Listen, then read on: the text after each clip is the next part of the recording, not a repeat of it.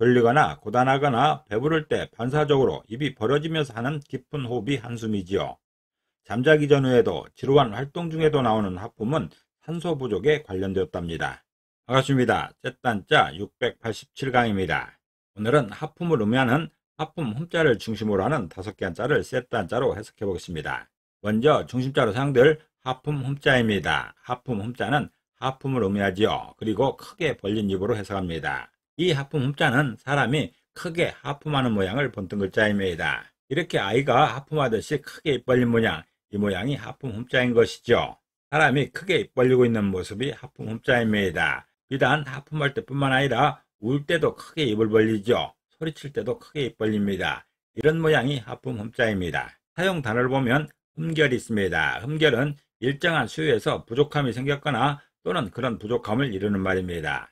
또 포음이라는 말도 있습니다. 포음은 관청의 물건을 사사로이 써버리는 일을 말하고 있습니다. 중심자인 하품 흠자에 또 하나의 부수를 추가할 때마다 또 다른 한자를 만날 수 있습니다. 이것이 바로 쎄따 한자입니다. 하품 흠자가 사용된 첫 번째 관련자는 불취자입니다. 불취자는 불다는 뜻이 있죠. 불다라는 것은 입으로 입김을 내거나 바람을 일으키는 걸 말하는 것이죠. 이 불취자는 입구자와 하품 흠자로 구성되었죠. 그 중에 입구자는 입을 말하는 것이고 하품 흠자는 하품을 뜻하면서 크게 벌린 입으로 해석합니다. 그래서 불취자는 입으로 하품하듯 불다고 표현하고 있습니다. 다시 말해서 입을 크게 벌리고 소리내는 모양을 불취자로 설명하는 것이죠. 이렇게 입을 크게 벌리고 소리를 내는 모양, 이 모양이 불취자입니다. 마치 입으로 하품하듯이 불다라고 표현하고 있습니다. 입을 크게 벌리고 소리내는 모양이 불취자인 것이죠.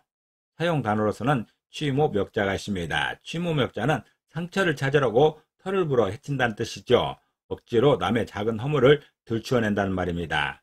그리고 고취나 대출할 때도 불취자가 사용되고 있습니다. 두 번째 관련자는 구덩이 감자입니다. 구덩이 감자는 구덩이를 의미하고 있습니다. 구덩이는 땅이 움푹 파인 곳이죠. 이 구덩이 감자는 흑토자와 하품 흠자로 구성되었습니다. 그 중에 흑토자는 흙입니다. 땅을 의미하기도 합니다. 하품 흠자는 하품이고 크게 벌린 입으로 해석합니다. 그래서 구덩이 감자는 땅이 하품하는 모양이 구덩이라 표현하고 있습니다. 다시 말해서 구덩이는 크게 벌린 입처럼 땅이 움푹 파인 곳이라는 그런 설명입니다. 마치 구덩이는 땅이 하품하는 것 같다는 그런 설명입니다. 사람이 하품하듯이 땅이 크게 입 벌린 모양이 구덩이 감자인 것이죠. 구덩이를 사람이 하품하듯이 크게 입 벌렸다고 표현하고 있습니다. 구덩이 감자는 땅이 하품하는 모양이 구덩이라 표현하고 있습니다. 다시 말해서 구덩이는 크게 벌린 입처럼 땅이 움푹 파인 곳이라는 그런 설명인 것이죠. 사용 단어로서는 감중지화가 있습니다. 감중지화는 우물한 개울이라는 뜻이죠. 견문이 좁고 세상 형편에 어두운 사람을 비유하는 말입니다. 그리고 토감이나 감허라 할 때도 구덩이 감자가 사용되고 있습니다. 하품 흠자가 사용된 세 번째 관련자는 흠양할 흠자입니다. 흠양할 흠자는 흠양하다는 뜻이 있죠. 흠양이라는 말은 신이나 훌령이 재물을 받아서 먹다라는 그런 뜻입니다. 종교적인 용어인 것이죠. 이 흠양할 흠자는 소리 흠자와 하품 흠자로 구성되었습니다. 그 중에 소리 흠자는 소리를 말하는 것이고 하품 흠자는 하품을 말하고 있습니다. 크게 벌린 입으로 해석하는 것이죠. 그래서 흠양할 흠자는 소리로 하품하는 모양이 흠양이라 표현하고 있습니다.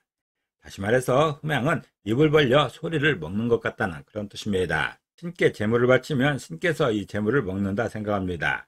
그렇지만 신은 영적인 존재이기 때문에 실제로 입으로 먹는 건 아니죠. 사람의 기준으로 봤을 때 신께서 크게 입을 벌려 먹는 것인데 그 먹는 모습이 마치 소리를 먹는 것처럼 무형의 것을 먹는다는 그런 뜻입니다. 그렇기 때문에 신께서 먹은 다음에 그 재물이 없어지질 않는 것이죠. 신께서 이 재물을 먹기는 먹었는데 소리를 먹었다고 그렇게 표현하고 있습니다. 흠양할 흠자는 소리로 하품하는 모양이 흠양이라 표현하고 있습니다. 다시 말해서 흠양이라는 것은 입을 벌려 소리를 먹는 것 같다는 그런 설명인 것이죠.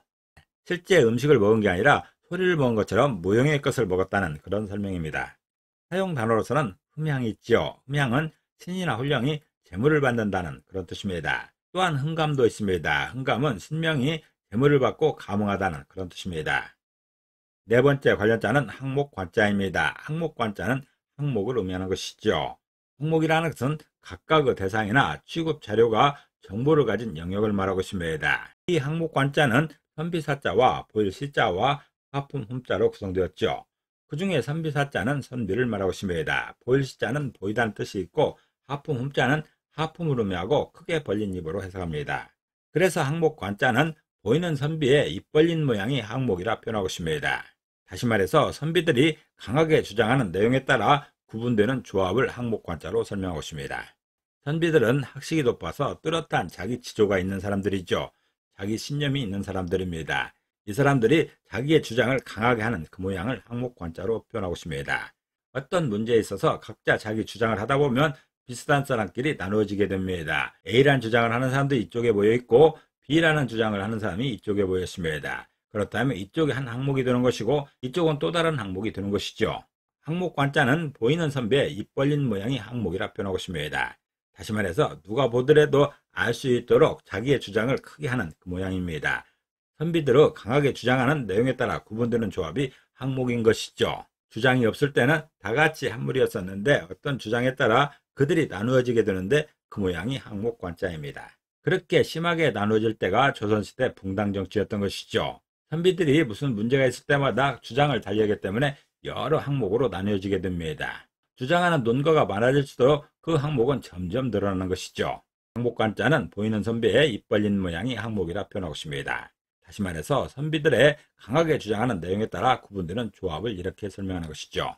사용 단어로서는 정관이 있습니다. 정관은 각종 단체에서 해당 조직의 목적이나 조직 또는 업무 집행 등에 관한 근본 규칙을 말하고 있습니다.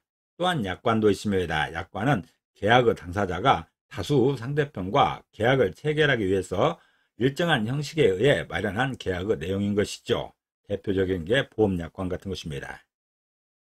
하품음자가 사용된 다섯 번째 관련자는 쉴헐자입니다. 쉴헐자는 쉬다는 뜻도 있고 그치다는 뜻도 있죠.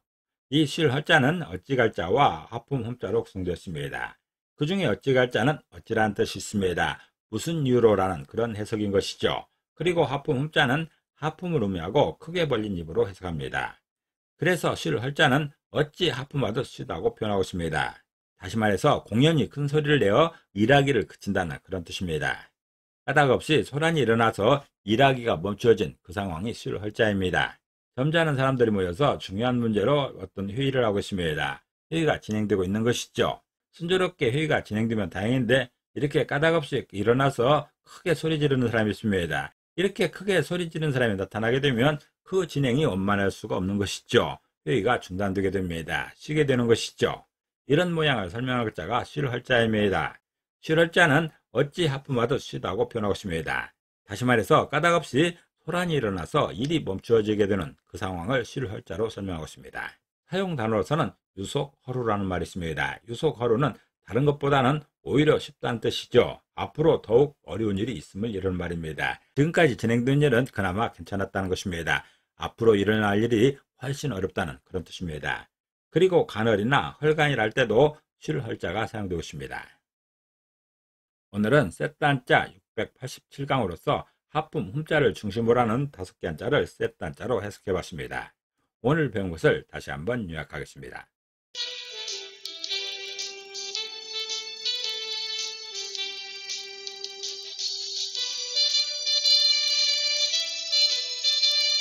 오늘도 평안을 기도합니다. 감사합니다.